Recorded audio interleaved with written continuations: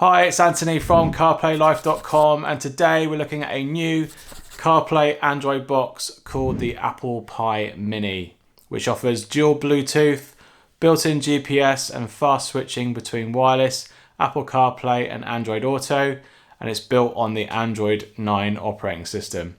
So keep watching for my review.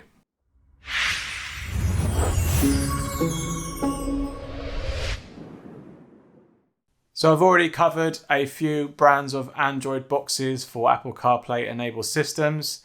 And in this video, I have a new one to look at, which offers a few game-changing features over some other models I've already covered on this channel. So buckle up because there is a lot to cover.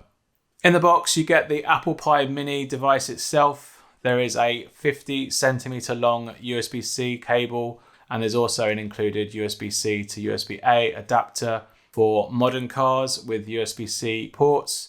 The ApplePie Mini has a much slimmer profile than some other AI boxes I've covered on the channel. It has an irregular curved shaped edge, and on the top there is a dotted mesh surface.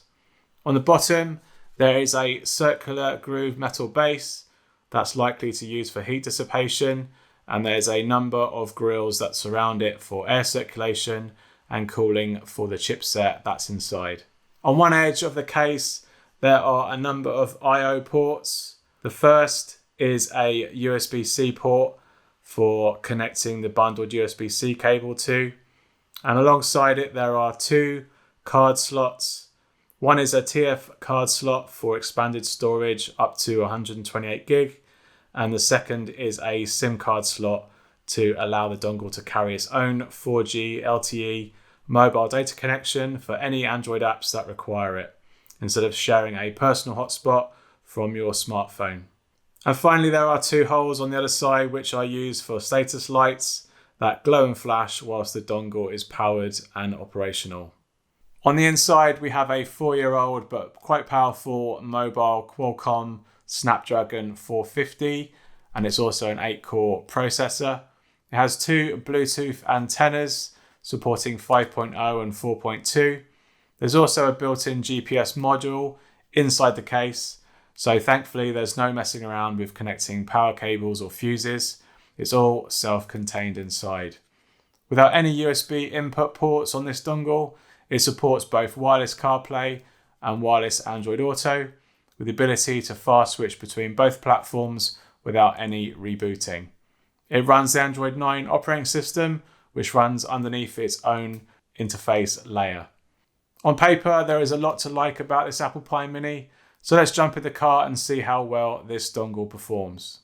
Right, so we're in the Golf VW and we've got our ApplePie Mini here, and we'll be connecting the USB-C end into the back of the dongle, and we'll be using the USB-A end in our CarPlay USB port. So let's get this plugged in and see what the initial boot time is like. So we've got it plugged in. I'm going to start the car now. And we've got to have a power light come up on the dongle very shortly once it gets power. There we go. And then we can then get a solid blue followed by some flashing blue lights whilst it's booting up and is operational. So we can put that down now into the cubby hole of our center console. And the CarPlay activates with the dongle, and at the moment if I leave this as it is, it won't launch up. You've got to manually select it. That brings us into the Android operating system. So this is the user interface that you get with the ApplePie Mini. We've got a side dock on the left hand side with a clock at the top, some bars for your SIM signal, Wi-Fi and Bluetooth. You've then got the three of the last used apps. This is an overview of all the apps in sort of minified version, so you can see them all together. And down here will take us back to the actual system menu for your vehicle. So going back in, here we have the user interface of just the main general large icons. You can see there's rows of 8 icons, and these are all the default apps initially that you can select from. And you can move them about by literally snapping one over the other, and you can move it to a different page if you need to. There's a persistent icon here that brings up a drawer, and these have other subsidiary functions that you can do, and that will stay persistent across all the Android apps that you might be running. So in this dock, you've got a back button, you've got a task manager that will actually bring up all the available running apps, or you can actually just press that button to sort of clear them from memory. You've got a voice assistant toggle, and then you've got back to the main menu, which is another way to get back to the system if you're in an app, for example. You've got this, which will actually clear all the processes, and then you've got a split screen function once you've got a few apps running, and we'll go over that shortly. So first things first, we will connect to CarPlay. This is like an Android layer, and also CarPlay functions within that Android layer. So it uses an app called SpeedPlay, and in here is how you would connect to Android Auto wirelessly and also wireless CarPlay. So in the settings, you have the ability to control the app icon and its visibility of how it shows if you're in a particular vehicle. So I'm in a VW, so you would select the VW icon, and I'll show you that where it shows in a minute. You can hide when it gets disconnected. You can have it auto boot when wireless CarPlay is detected. You can change your dock position from left and right with this toggle here, and how much extra microphone recording level you want to increase the gain from, should you be further away from your microphone. So connecting is very, very easy. You first need to just generally pair the Bluetooth to the dongle. So we select ApplePie Mini in the Bluetooth settings, and then we hit to pair, and then we allow our contacts to sync, and now the system will now boot up.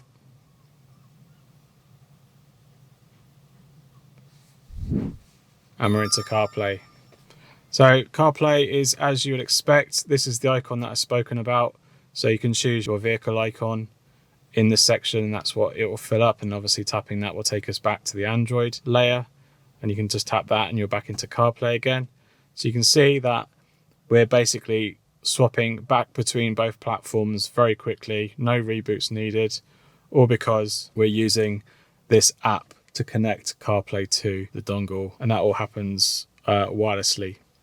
So as you can see, because we're in this Android layer, we've got the persistent button that will always hover over the actual CarPlay app. So the best place I found for it is in the side dock here. Obviously in the US, you have your side dock there.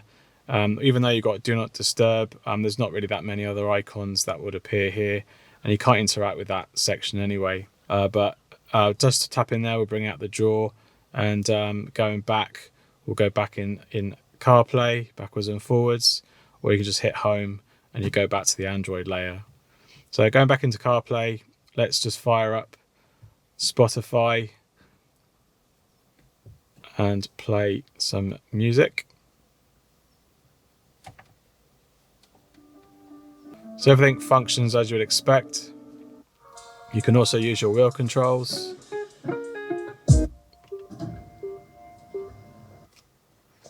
And the audio delay is roughly about 1 to 3 seconds. That's just standard sort of Wi-Fi lag from CarPlay, so it's nothing too drastic or to write home about. Unfortunately, because we're now in an Android layer, using the voice calling button on your wheel will actually invoke Google Assistant. So you'll come out of CarPlay and you'll go into the Google Assistant instead. So you can see all that working there, and we can go back and you'll go back to CarPlay. So if you do want Siri, you can either go, "Hey Siri, hi. Good afternoon. How can I help?" You can hear that Siri comes over the sort of Bluetooth speaker channel, which is kind of what you would normally get for voice calling. I'm not sure how you can go about not letting that happen and let Siri come through the speakers. That's something I haven't actually worked out myself, or if there even is a workaround for that. So you either do "Hey Siri," or you can actually hold that down and you'll get Siri that way as well. I won't respond to that. So you can see that the voice difference is slightly different to it coming through the speakers. Maps or Waze or whatever, that's going to function as intended with CarPlay. It's all going to come from your phone. It's not going to come from the GPS of the dongle. The experience is going to be exactly the same. So that's CarPlay in a nutshell. So let's go back to Android now and see what we can do with that. So currently, if you're running CarPlay, and you can hear in the background, we are actually listening to Spotify on CarPlay, and it's coming over through the SpeedPlay app and it's playing out. So you can run sort of both together. But there is an issue with this dongle in that you can't really have CarPlay running and run your hotspot to Android. There'll be a confliction there because the Android for the hotspot requires Wi-Fi, CarPlay requires Wi-Fi, and therefore they will start fighting each other and cancel each other out. So if you've only got one SIM card or you want to only tether, you have to choose whether you want to go with Android operating system or CarPlay operating system. So for a personal hotspot, you would have to go into settings, and here are all the settings that you've got for this dongle. It's just like an Android tablet. There is so much here to cover. I just can't really cover it in this video. The video will be too long, but ApplePie has got its own settings in that you can set what is your default navigation, your Bootup app. So that will boot up the first app that boots up when you start the dongle. So you could set that to SpeedPlay, and then CarPlay would initialize straight away. If you've got an OEM GPS in your car, you can let the dongle talk to that instead of the GPS actually in the dongle, and various protocols of kernels. But the majority of the area that you'll be hanging out in is the networking. You could have got all the standard options here. Because you can have a SIM card, you can have a hotspot from that SIM card in the dongle. So you can let everyone else connect to that, which is quite handy. You could actually create like a MiFi experience in the car and allow household, friends and family connect to the dongle Wi-Fi SIM card that way. So we haven't got a SIM card in it yet, so all this is blank. But for Wi-Fi, you would have to connect to your phone, turn Wi-Fi on, search for your personal hotspot. You can see CarPlay is now quit, so you can't hear the sound play out anymore. Then once you connect to your Wi-Fi hotspot, the dongle will then get connected. No problem. There is an issue at this time of recording. It doesn't really work with iOS 15 beta. So if you are thinking of considering of getting this dongle, I'd maybe wait and see if those are persistent in the final release of iOS 15 before purchasing. But when this dongle really comes into its own is if you use a SIM card. So most iPhones use these nano SIMs now. And for that, you need to get a caddy. So you'd have to probably, unless you haven't got one lying around the house, you have to get like a little caddy like this to put the nano SIM in. And then you've got to have it, oddly, facing upwards with the cut corner facing upwards. And then that goes into the dongle like that. And then you've got to push that down until it clicks in place. So that's now the SIM card in place. And if I go back to the network settings, this will now connect. And it should populate with my SIM card, which is enabled. And now I can go on the internet. So I'm going to go home and let's try out YouTube. So here we are in YouTube, where you can just literally browse any video like you can do with any old tablet. So today I'll be looking at a new case from Simultaneous for the iPhone. So basically all audio is in sync. You can scrub. You get mini preview here if you've got a good data connection, and then it will just skip to that section without any problems. Should you place it downwards onto a table? The lip has a... So that's basically YouTube. Plays perfectly fine. Netflix, just the same, as long as you've got your data connection. This will log into your account. You can then browse through all the various videos.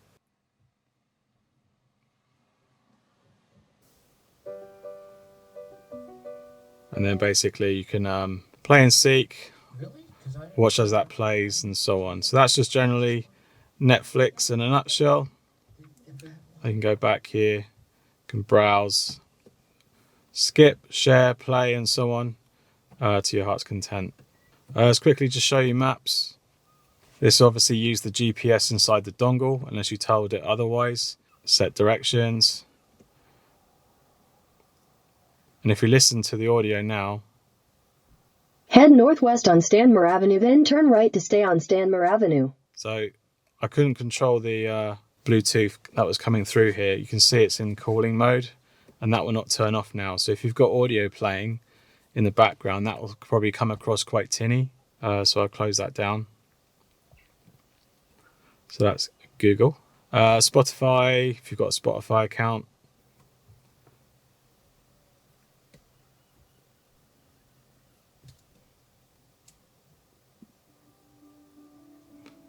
So that'll play out. And you can also use the wheel controls to change track. And you can tap that to bring in full screen view and so on. So that's Spotify. So because this is an Android and it's going through various layers, you can now hit split screen mode.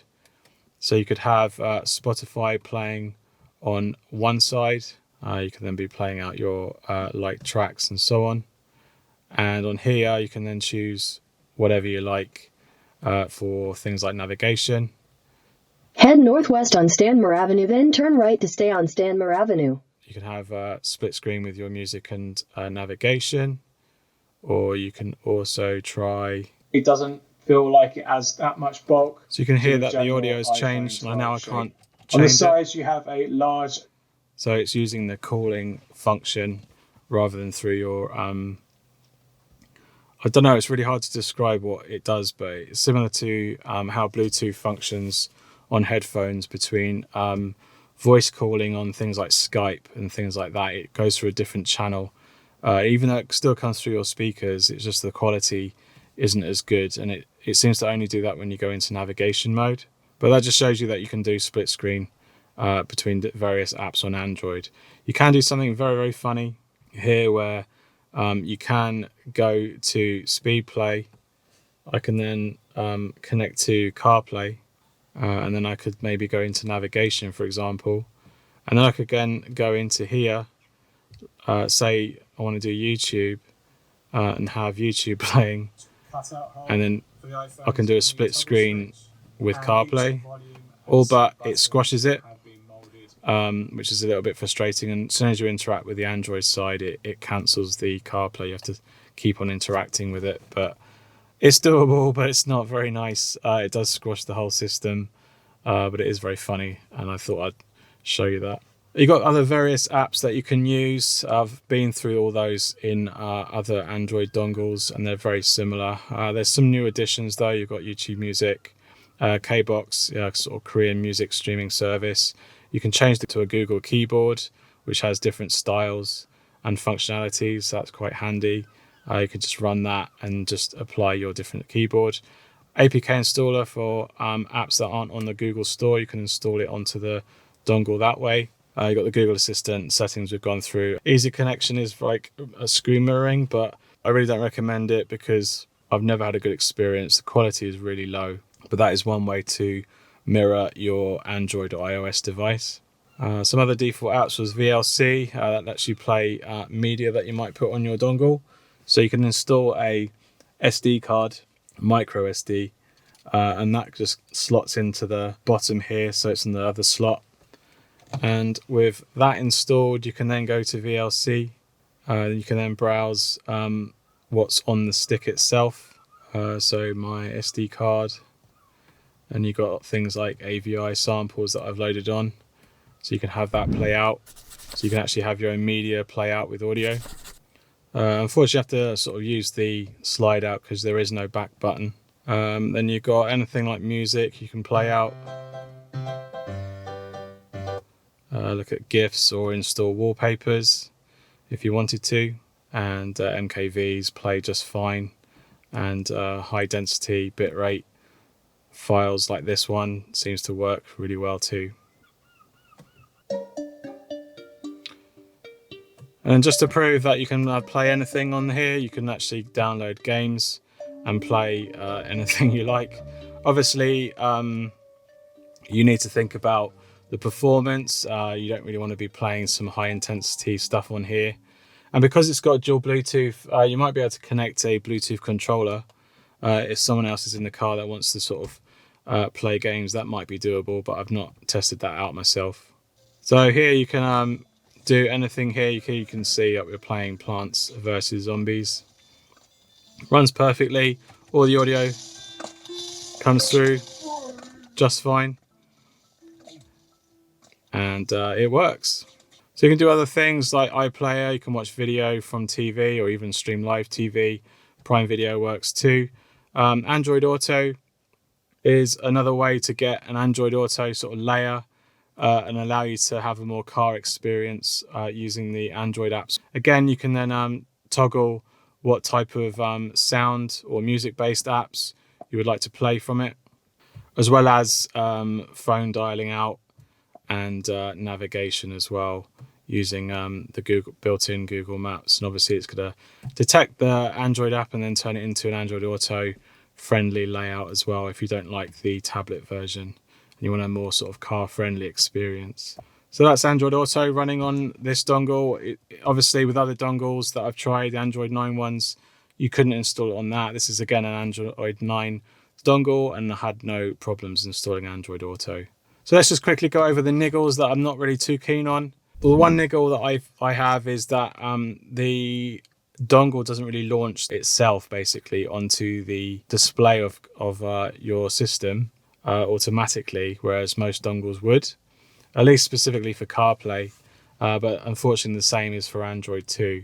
So if I press this now, you'll be seeing the launch screen, and again, if it booted up into CarPlay app and it started running CarPlay, you wouldn't see anything on screen unless you literally physically tap it and then you see it. SpeedPlay will then launch CarPlay to your device as long as it gets that Bluetooth signal. And then once you're in there, I'll quickly set this to on, you're into CarPlay there. So you've got the boot up time, roughly about 21-ish seconds into the Android layer, and then it's you interacting either with the SpeedPlay app or letting it auto boot, and it might take a little bit of time once your phone's detected and it will enable and start streaming CarPlay. We've gone over how Android and CarPlay don't work together if you use a personal hotspot, so I really do recommend, if you're thinking about using both platforms, is to get yourself a data SIM with plenty of data or unlimited data so that this dongle doesn't get limited on what it can do. It does run quite hot as well, so I recommend that you have it pointing upwards and don't have this plate facing down, so it can get all the circulation it needs. And you've experienced the audio switching that we've experienced earlier. That is another little bit of a niggle, something I can't really see how to overcome, but there are plenty of menu options in the Android area that might be able to deal with it, or maybe some app specific ones like the Google Maps, you might be able to turn that off. You can do that on iOS, but I don't know if you can do it on the Android side. The other part is this floating button. It does seem to reset itself sometimes on reboot. You kind of need to position it in a nice area for CarPlay, otherwise it is going to go over everything that you have. So you do need to set it in a nice location. But I found somewhere over the dock is quite nice and less intrusive. All right, so that's just the high level of this dongle. Let's get back to the studio now and follow up with my final impressions. All right, so we're back in the studio after taking a look at the ApplePie Mini. My main takeaway from it all is that it's a big step up from the other dongles that I've covered on this channel. There are a few niggles that I found that can affect the overall satisfaction you get from it, but some of these all have their own possible workarounds to make them less annoying. The first is due to being able to fast swap between Android OS and CarPlay. It has to display a floating menu button over the CarPlay screen in order to give you the ability to switch back to the Android OS. Now, depending on the apps you use in CarPlay, it can get in the way, but it does at least hide itself after some inactive time. And you can drag it around to an area of the screen that might not block anything that's underneath it. Second is how CarPlay fights with the Android OS system for your iPhone's Wi-Fi hotspot signal. It turns out that you can't really have Wi-Fi enabled for both Android OS and CarPlay. This is mostly due to how both work and that your iPhone can't share your iPhone's mobile data for Android whilst also sending CarPlay data at the same time. I think this is practically impossible to overcome, but thankfully the ApplePie Mini does have its own SIM card slot, and by simply inserting a mobile data SIM into this slot, Android apps will be able to use the SIM card alongside CarPlay that will use your iPhone's Wi-Fi signal and mobile data. I found the 4-year-old processor inside to be very capable at handling basic Android apps that you would want to run on your CarPlay screen. Don't expect it to perform well on more demanding apps and games, but for navigation and media playback, this processor handled the apps much faster and smoother than on the earlier Android dongles that I've tested. Unlike the other Android 9 dongles I've covered on this channel, I was able to install Android Auto on this dongle.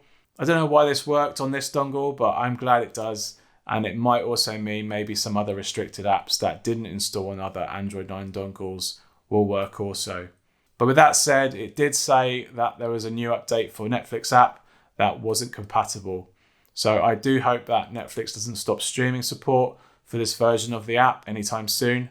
But right now though, the app worked totally just fine. One of my main niggles though is that I found that this dongle didn't automatically launch on my CarPlay display, and I had to always select the CarPlay option to launch it. Connection to wireless CarPlay took some time also because it needed a few presses of the application to get there, despite having the option to auto launch. But you can set the CarPlay app to auto boot on launch to reduce the amount of interactions. I also found this dongle mess with the stereo's audio source, where I found that it would stop the radio audio from playing to send a notification or app sound from the Android or CarPlay side of the dongle. And therefore I had to manually interact with my stereo's audio sources to get back to what I was listening to. All of this is because the dongle is always sitting on an Android OS platform layer, and it has to boot up its operating system and then launch the CarPlay app to enable wireless CarPlay. Unlike other dongles that would boot directly into CarPlay, these dongles require a reboot to get back into Android, whereas here you can switch fast between both platforms. So you have to think which platform would you be using the most here, and that you might have to go through this experience every time you want to run CarPlay, and if that will ruin the experience for you. So overall, there's a lot to like from this dongle, and there's plenty more that could have made this video almost twice as long. It really comes into its own if you put a separate data SIM into the dongle so that both CarPlay and Android apps can function simultaneously. If you can also put up with some of the major niggles that I've encountered on this dongle, then this is one Android OS box that's worth considering for your CarPlay system. The ApplePie Mini retails for $245, and you can check out my links in the description below to learn more and to buy one for yourself. Alright, thanks for watching, and I hope you found this video helpful. If it has, please leave us a like down below and leave us your comments if you have any questions about this ApplePie Mini. You can check out all my other CarPlay dongle reviews in this playlist here. Hit that subscribe button down below to catch all my future content, and I'll see you on the next one. Cheers. Bye.